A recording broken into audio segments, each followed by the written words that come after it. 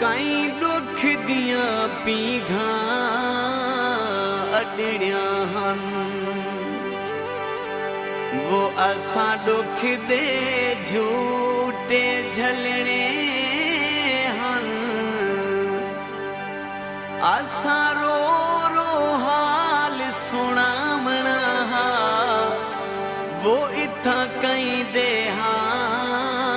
ना हलने हन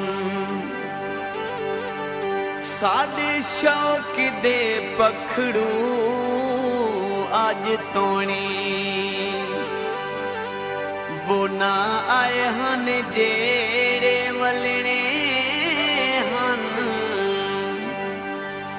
कहीं बदले आस मेरा अपने